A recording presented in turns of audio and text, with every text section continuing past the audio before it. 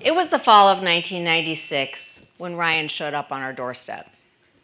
Okay, this isn't Ryan. And Ryan's not his real name. But you understand I'm trying to protect his privacy even all these years later. We had just purchased our first home. I was 21 years old, pregnant with my first child, pretty newly married.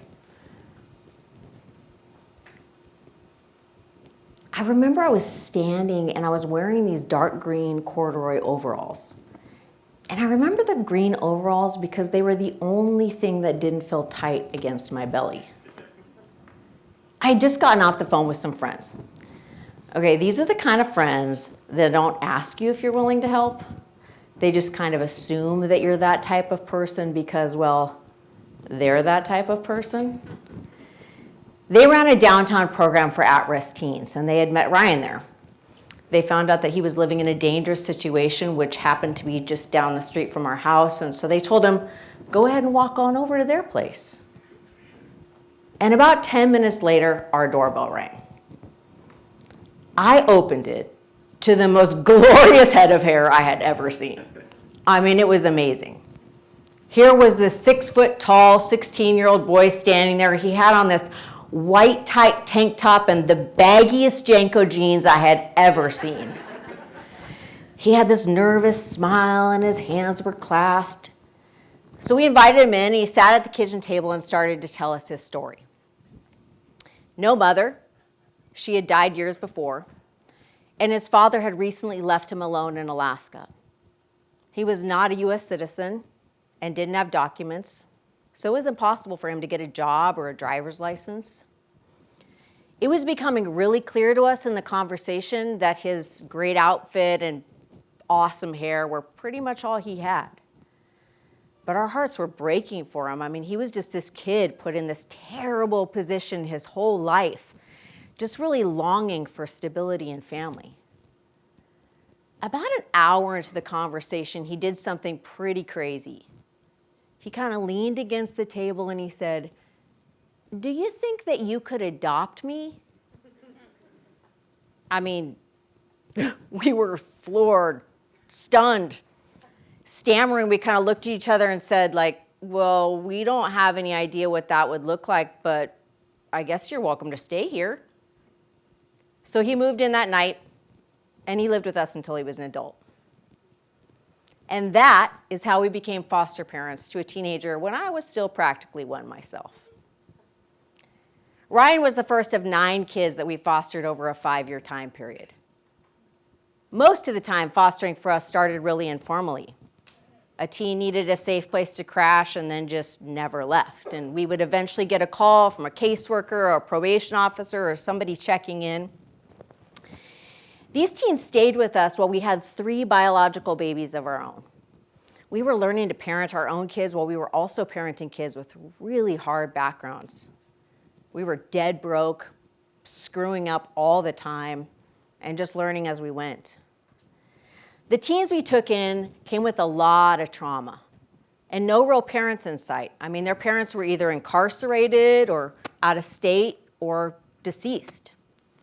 And honestly, that's what I thought foster care was. I thought it was kids who'd been left behind by somebody who had hurt or abandoned them. And that's what I thought of all the parents, until I met one of the moms that I had made so many judgments about. It was the summer of 1999, and the Office of Children's Services called and asked if we would take in a young brother and sister that had just been placed in emergency foster care. They were staying at a temporary group home across town. So we loaded up our toddlers in our really old Suburban and drove on over. We pulled up to this house, and there were some kids standing outside in the driveway in the yard. A couple of them were playing. Some had bags next to them. They were kind of watching cars come and go. It was this modest mid-size house that was clearly too small to be holding all the kids it had. You could feel the uncertainty in the house. I mean, even amongst the piles of laundry, it wasn't really chaos. It was kind of this quiet, very uncomfortable energy. The kids were clearly in between. I mean, they weren't acting out. They were just in between homes and in between decisions, trying their best not to look absolutely terrified. That day, those 2 kids came home with us, and that was the first time we had fostered kids kind of close in age to our own. And unlike the teens, they only stayed with us for a few weeks before they returned to their parents. But I never forgot them, because that was the summer I met their mom, Jill. This isn't Jill. Jill's not her real name, but you understand. Meeting Jill changed me. I mean, it wasn't that her kids were so close in age to my own, or that they were young, or that I felt very attached to them, because honestly, I did not. What changed me, what kind of cracked something open in me, was Jill herself. You see, Jill was the first parent I had ever met whose children had entered foster care. And she didn't match anything I had assumed. She wasn't dangerous. She wasn't intentionally negligent. And she hadn't abandoned her children. What she was a mom like many moms. Totally exhausted, pretty isolated, and doing her best to raise her kids. She shook me loose from all the stereotypes I thought about what it meant to lose your kids. You see, Jill had done what many of us might in a moment of complete overwhelm. Her kid's dad had left the state for work, and she was working really long shifts with no stable childcare. She didn't have any family around. She really didn't have any friends to call, and so she took a risk. She trusted somebody she didn't really know to watch her kids. And that person, unvetted, dangerous, harmed them so badly one of them ended up in the hospital. Which is why the system intervened and how they came to staying with us. And here's the truth that really haunted me. Jill didn't fail her kids out of malice. She failed them because she had no one. It made me realize that foster care isn't just about broken families, but it's also about broken systems. And sometimes the only thing keeping a family together is just one trusted person willing to show up. The only real difference between Jill and me was that when I needed help, I had somebody safe to call, and she didn't. And that was it.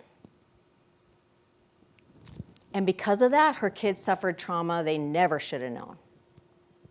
According to the U.S. Department of Health and Human Services, the primary cause of more than 60% of all child maltreatment cases are a result of neglect and not intentional harm. So what does neglect look like? Well, it looks like a dad working a couple of jobs with no stable childcare. Or it looks like a toddler who wanders off because their parent is asleep, or maybe they're impaired. Or it looks like a family that doesn't have the money for medical care or transportation to school, and so they don't go. We're not talking about monsters. We're talking about people that are just trying to make it through the day. I mean, parenting was never meant to be done alone. Even the strongest parents need help. I know I felt the need for help every single day. So if more than 60% of all child maltreatment cases are a result of neglect, which is often stemming from poverty, what can you and I do to keep families together? This isn't rocket science. It's not some complicated system that only experts understand. We're talking about ordinary people just choosing to show up for each other. So here are 6 ways that we have crowdsourced connection for families, and you can too. Number 1, you can be the person somebody can call as a friend or as a safe family. You don't have to have all the answers. You don't have to have a degree in social work. You don't have to have a minivan full of snacks, although that might help you. You just need to be a person somebody can call when their life is falling apart. And that's what Safe Families for Children is all about. You can volunteer to open up your home for a few nights or a few weeks while a family is in crisis. Maybe it's a mom who needs surgery and doesn't have any childcare. Or maybe it's a dad who's facing a really short jail sentence because he has a DUI. Or maybe it's just a parent who's completely overwhelmed and out of options.